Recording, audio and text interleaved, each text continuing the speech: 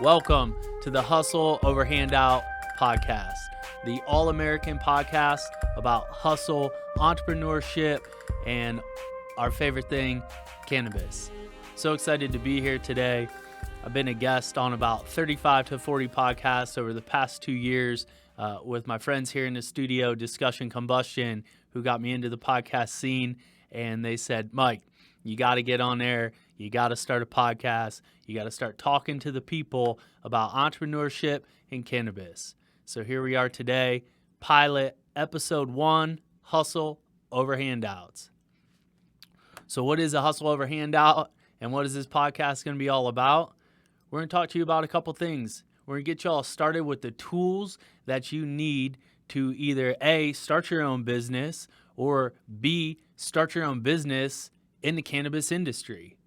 There's a lot of people out there talking about cannabis, a lot of people talking about hemp. How do we do this? What is it? And there's a lot of good information out there. There's a lot of decent information out there. And there's, as always, a lot of bad information out there. My goal in this podcast is to give you all the tools that I've acquired over 11 years through my journey is not only just a professional in the cannabis industry, but as a self-employed owner-operator of 2 small businesses so that you can start your path out right, make some of the same mistakes that I made, but hopefully get on your path and get started as a self-employed, true American, patriot, small business owner. Super excited to be here, so let's get started. Give you a little bit about myself, and this is lesson number 1 for all you folks that are new to the cannabis or hemp industry. As soon as someone starts talking about themselves in the cannabis or hemp space, run, right? There's a lot of self-accreditation in the cannabis and hemp industry, and most of it is just that, self-accreditation. I'm this, I'm that, master extractor, master grower. Man, we're all learning together. Hats off to the people that came before me 20, 30, 40 years ago doing this before it was legal. And hats off to all the folks that are going to come after me as well. But, just know that a lot of the folks that you see, super easy to just give yourself quick title, CEO of this, CEO of that, master grower, etc. So let's just start with my experience is, humbled, boots on the ground experience, 5 years, entry-level position, and got into the space and said, I love this, and I think I'm going to do this as a living and for a career. So I started at the absolute lowest tier in the industry possible and slowly but surely worked my way up. Spent my first 5 years in a dispensary setting, working. Back then it was medical cannabis. Now it's recreational as a bud tender. Found a niche in managing dispensaries and building teams of people. And I said, you know what this industry is lacking? Professionalism and other skill sets that we find in normalized industries need brought into the cannabis space. And I think I'm going to help do that. And I made that a goal. So I spent my first 5 years team building, team coaching, team educating the retail teams that were servicing the medical patients in this great state of Colorado. From there, I grew into various management positions that were wonderful. And then from there, eventually started my own business in 2015.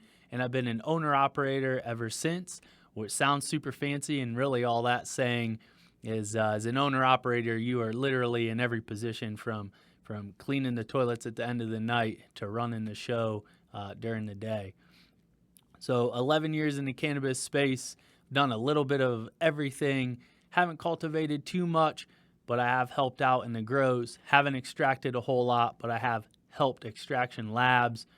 Mainly nowadays, my focus is brand management, brand messaging, sales, and getting product to market as a wholesaler, and we'll go into that here in a little bit or maybe down the road on another episode. So for those of you looking and saying, man, I want to get into the space. I don't know where to start. like I said, a big goal of this podcast is just going to be breaking down steps for you to better understand the cannabis space and get your foot in the door correctly. So we'll map all that out. We got a great program coming. We're going to step you through the process. We're going to teach you everything that you need to know to get started, start to draw up that business plan, launch an idea, bring it to fruition, and hopefully get yourself started, grow a side hustle into a full-time job. So what does it take to be an entrepreneur, to be a business person, to be in the cannabis space? A lot of it is going to be grit and the hunger to find opportunity for yourself. So the best place to start in any industry, to start to find what your niche is in that industry, is starting at ground level. Starting at ground level. And the first place to start is right here. Any good entrepreneur, any good small business owner, any good professional is usually always carrying a notepad, whether nowadays that's electronic. I carry the old manual pen and paper myself. It's preferred. But this is really where it all starts. So if we jump in the Wayback Machine and go back to, 2010, 2011, when I first got my start in the space, I was managing a dispensary in Telluride, Colorado, medical dispensary. We were seeing maybe 10, 13 people a day, which for those of you who don't understand, in a recreational setting these days, you may see 300, 400, 500 people a day. So it was a little slow. I had plenty of time. One sign of an entrepreneur is someone who uses downtime as efficiently as possible. So what I decided to do then was always have a notebook on me at all times and use that downtime and start to write down ideas that I had in my head, whether that be in the cannabis space or ideas outside the cannabis space. I would take my notebook and I would write on the front the business idea. So maybe it's my current business, Pachan Ltd. And then that notebook would be completely dedicated to that concept that was in my head. I'd open that book up and I'd start to go through the format of a business plan. Get online, use your favorite search engine, type in business plan, hit print, comes out. There's a format to a business plan, from an executive summary to a who we are, to a brand message, to the financials, which if you're just in the early phases of concept, you don't really have to worry much about the finances. But just getting these ideas down and going through the practice of writing out an idea in order to take that idea into a concept to fruition is such a healthy practice. And to give you an idea, I mean, I went for 5 years carrying around notebooks in various jobs, writing down what I liked about the company, what I thought they could do better, what management and leadership was doing right, what management and leadership was doing incorrectly. If it was my business, how I would adjust that. If these were my team members, how I would treat them differently. All those things. So really what I was doing was documenting myself, training my brain at how I would want my business to run when I finally had the opportunity to really launch my own business. Can't say enough about that. And just the practice of doing that. Also, what it does is it starts to commit yourself to the idea that you're working towards something. And for those of you out there who are owner-operators of small, medium, or large businesses, you know how much dedication and passion it's really going to take you to be successful day to day. So before you get the opportunity of getting in the big game as an owner-operator of a small business, you have to prep yourself for the level of commitment it's going to take. If you're not committed enough to carry around a little tiny notebook that costs you $1.50 in your pocket and write yourself notes, you're most likely not going to put in the 10, 12, 14, 15-hour days, right? So when you get into the entrepreneurship mindset, you realize that there really is no small act. Every flap of the butterfly wing, so to speak, every little tiny crumb matters, right? Crumbs build buffets, and it really is. It seems like a small, minuscule thing, but what it's really doing is visually helping you focus on what path you're getting ready to walk down. So I spent my first 5 years in the cannabis space working for other people's businesses and boots on the ground experience and taking notes on what I saw. And what I saw and started to see were gaps in the market. And then what I would do is watch other companies approach those gaps, see how well they did inserting themselves into those opportunities, whether they were successful or failed or somewhere in between. And it started to hone in what I finally chose as my opportunity or gap in the market, which since then has become a manufacturer's rep or a wholesaler in the space. So starting right now or tomorrow, go out, get yourself a notebook, bring it to your current job with you, sit down and start to take notes on all that stuff that you tell yourself, oh, I could do this better and I can't believe we're not doing this. Don't project it onto your current situation like it's a negative or a downfall. Rather, put it down in your small business notebook about how you would do it better in your business. And you're going to start to train yourself correctly to think how a properly ran business or organization should look, should feel, and should operate. So that's starting point number one is notebook and business plan.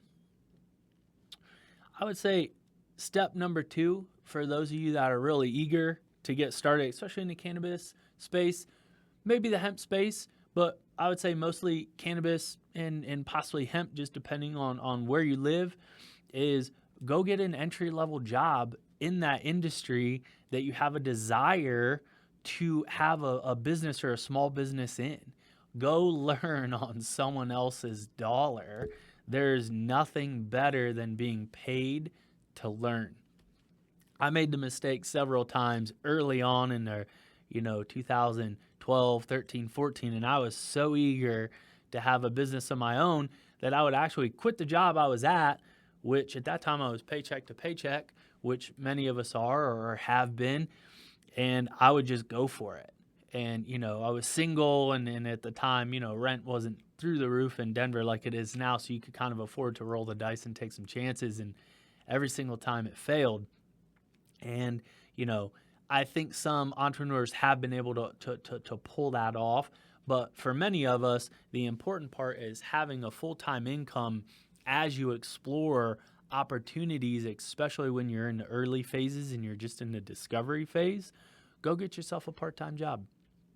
What is it to you to give up 5 to 8 hours a weekday or a weekend to get actual real live experience in an entry-level position? There's no other there's no better place to observe other people's businesses or an industry that you're interested in than from an entry-level position. So chances are, if you're in an entry-level position, let's say in the cannabis space, brand ambassador or bud tender, chances are in an entry-level position, most of the management and upper management isn't paying a whole lot of attention to you anyway. So you have an opportunity to get paid in a low-pressure position to move about almost at your own will and learn anything you want to learn. You could go into a dispensary as a bud tender, and let's say you want to start an edibles line, and you could get paid 10, 13, 15 bucks an hour to sit there for 8 hours on a Saturday and ask 2, 3, 400 people, what's your favorite edible? Oh, a gummy? Why that gummy? Oh, you like that flavor? Interesting. Why don't you like this other gummy? Oh, it's too chewy. or this one has a better flavor profile, or the sweetness in this one, or the cap on this product doesn't open well, so I never bought the thing before. You could get paid to have firsthand knowledge about something that you want to do and build. I still do that to this day. So I'm an owner operator of a business. I do fairly well financially. And when I represent my brands and bring them to market, I voluntarily assume an entry level position as a brand ambassador in the cannabis space.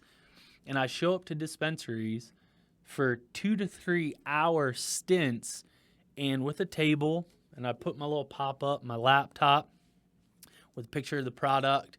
And it's known as an entry level position. So most of the time when I show up, again, it's humbling because you got to eat your pride and stay humble as a small business owner. People walking through the door, they don't know that I'm successful. There's no reason for them to know. It's not a big deal, right? I humble myself, take that entry level position. And I not only help push product for the companies that I'm selling for, which is beneficial to the ecosystem, but more so, I use the opportunity to ask questions. And if I go an entire year and I do 2 pop-ups a month, 24 pop-ups, and I see 100 people at each pop-up and I talk to every single person, I learn 2,400 new things about an industry that I've been in for 11 years. How else am I going to learn new stuff than dedicating myself to putting myself back into an entry-level position willfully and doing what all good entrepreneurs do, which is ask questions.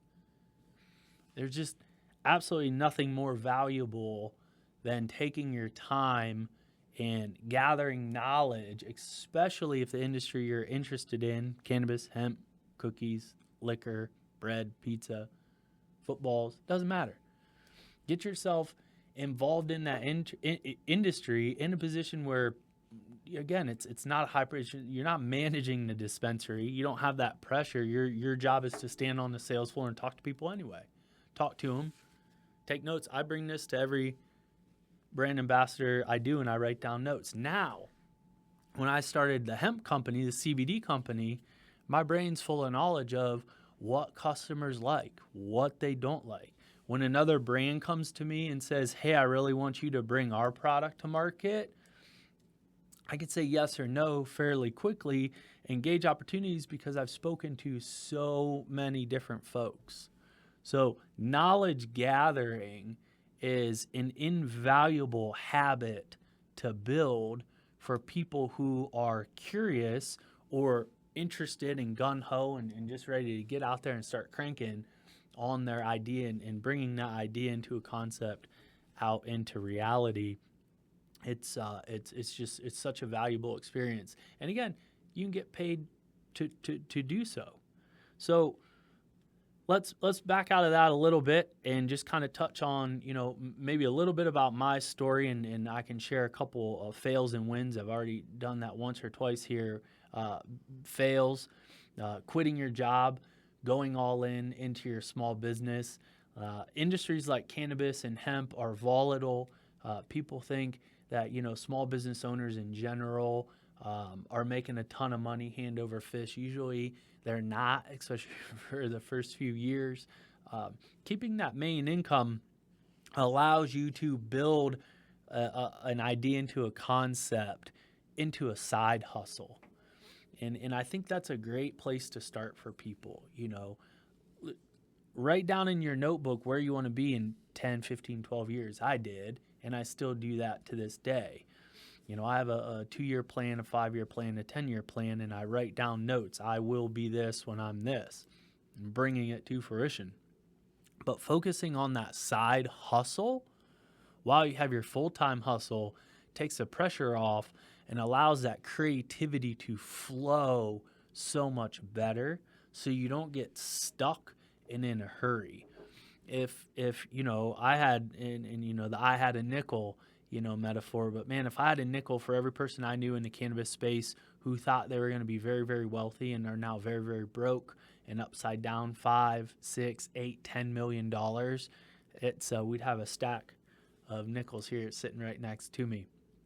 People get into things too quickly because they're not humble and they think that they're going to conquer those things without the humbleness of the learning curve. So focus on your side hustle and know that as you're working towards that side hustle, you're on a learning curve. And man, when it's ready to pop, it's going to pop for you. 2015, when my concept finally popped, it popped. And it wasn't that it wasn't any more or less work. It was significantly more work, but it popped. It came to life so quickly. And you're talking about a 3 to 4 year timeline that I was in the cannabis space. Spent my first 2 years not exactly looking to be a small business owner, just getting that experience. Then I spent the next 2 to 3 years hungry for it and ready for it. And I was so disappointed by the end of that third year of being hungry for it. I was almost ready to give up. And then boom, it clicked and it went. And I thought, oh man, here it is. I had practiced and gotten ready to play. And by the time I was ready to play, the practice was paying off. I knew what to do in that moment to capitalize on that. So focus on that side hustle. Take your time. Know that when it's ready to pop, and it does pop, all the practice that you've put in before the big game is going to be there to help you out and to make sure that you are successful. So that's a little bit of a fail win. Another fail that turns into a win too, that I think is an important piece to start on in this early discussion of getting folks ready on this journey that you're getting ready to take, is it's a misconception that the idea that you have today is going to be what makes you successful tomorrow. So another great thing to practice is jump on some other podcasts. There's some great podcasts out there about small business owners and their stories. History Channel, Food That Built America, Machines That Built America. I'm addicted to those shows. I watch them all the time. The widget someone came up with today that they think is going to be it usually has an evolutionary pattern to it as you move it through the business plan, the marketing, the concept, and you're tweaking it. And what it becomes by the time you bring it to market, or it becomes more than a side hustle, is rarely the thing that you started in the beginning. And being free and open to allowing that evolution to take place, to form this concept into what it should actually be, is a practice in itself. And I think a lot of younger entrepreneurs who haven't had that success yet and are still working towards it will get stuck on forcing the idea that they're so sure is it and not letting it evolve into what it is. And when you can master that and let go of the idea of this has to be it, the ideas will flow a little bit better, but also you'll be a little more open and free to cutting away at that concept and letting it really emerge into its place in the market. I've seen this work for people and I've seen it not work for folks, but that's sort of the adaptability. And there's plenty of great stories out there. Some of the social media platforms that folks use, initially were meant to be one thing, and then it just by happenstance turned into something else because there was a try, fail, and they stayed open to it. A lot of the products that you use day to day were, happened into almost by accident, and you can find those stories out there. They're wonderful stories.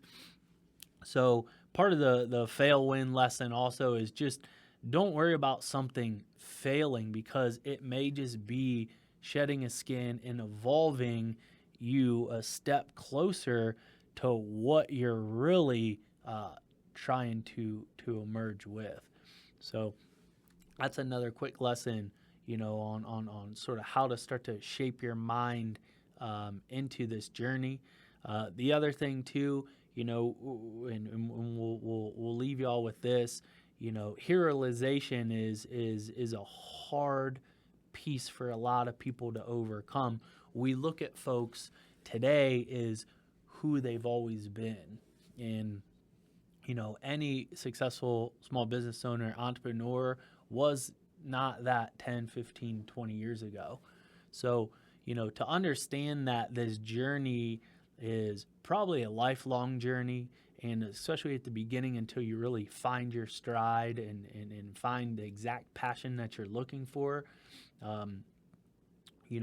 When you look at someone, especially if they're, successful and you're looking up to them and you're inspired by them, go back in their story and look at who they were before that genesis, that point of success popped off, and say, okay, that's actually what I have to go through to get to them.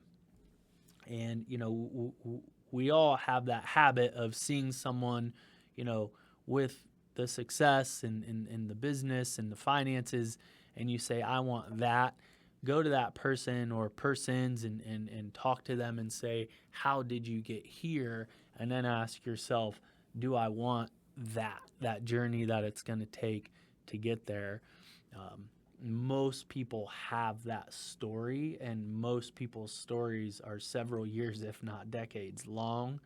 And that's a piece that you just have to condition yourself to, is, are you ready to slog through that journey to get to that goal?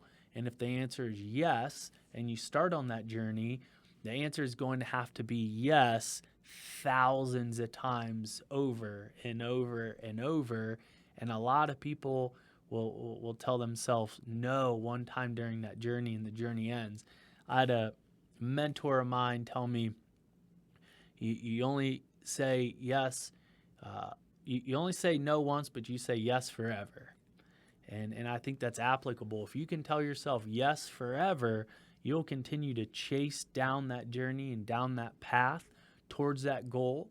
You're going to let that concept evolve along that path. It's going to shed a couple of skins. You're going to go through some iterations until you really find that you were chasing.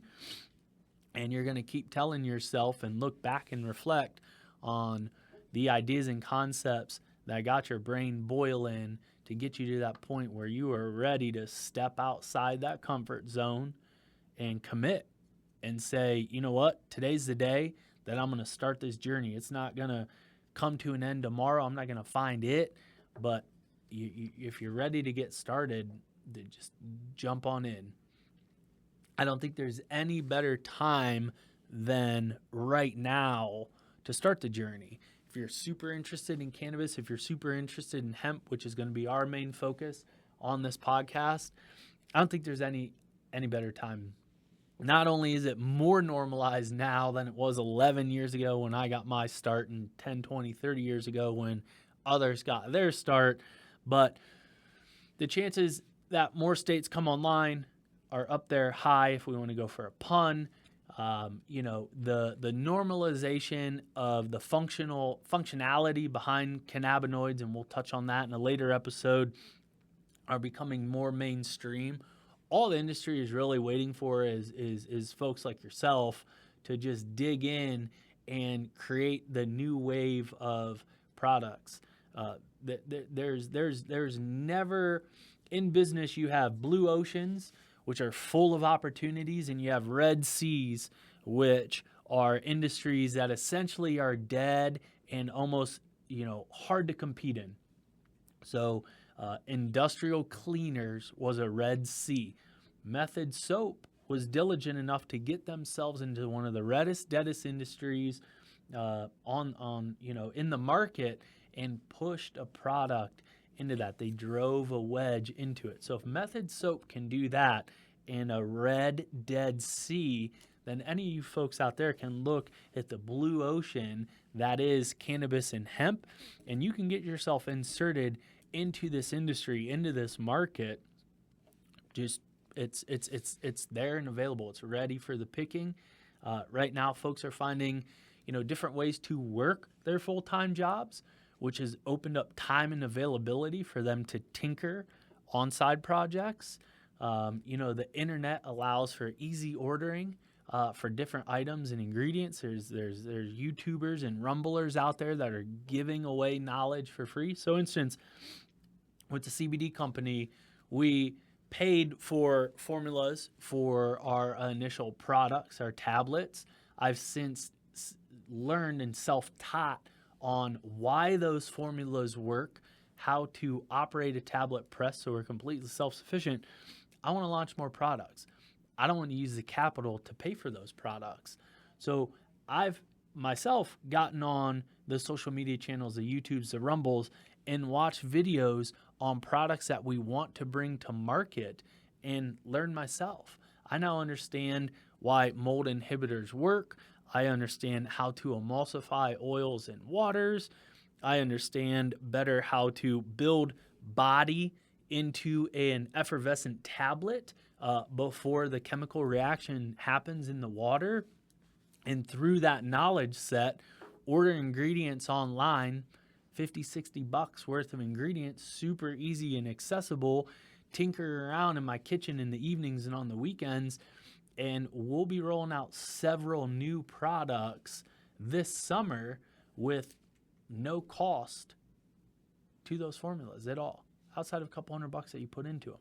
That type of engineering and ingenuity is so much more in reach for so many more people these days, where think 5, 8, 10 years ago, without that access to that information, you'd have to pay big bucks, and your learning curves would be even steeper.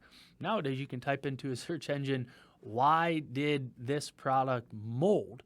Oh, well, your pH was off. Well, small learning curve that a professional in that industry might know, and it's accessible. So anyway, to the blue ocean, there's a ton of room in this wonderful industry for so many people to get started. So hopefully, as this podcast and video cast present itself out to people, we can help you. We can get you started. We can get you organized. Starting a small business or a side hustle is not as difficult as some folks think. So as we come back in the next episodes, we're just going to map out that journey step by step. Next episode, we'll talk about how to get your business registered. Well, what does it mean to have an EIN number with the IRS? How do I get a business bank account? We'll go over some of that. Learning curves are there. We'll discuss them, check in on that business plan, and we'll just break this thing down one little tiny tidbit at a time, give you all the tools you need to start this journey, get on that path, and see what products evolve out of this community, and see where we can get you all so that you can enjoy this space just as much as I have over the past 11 years. And I can tell you, if you're hungry to be an owner-operator of a small business, there's just absolutely nothing more rewarding than getting out there and following your passion, turning it into a lifestyle, and turning it into what you do every single day.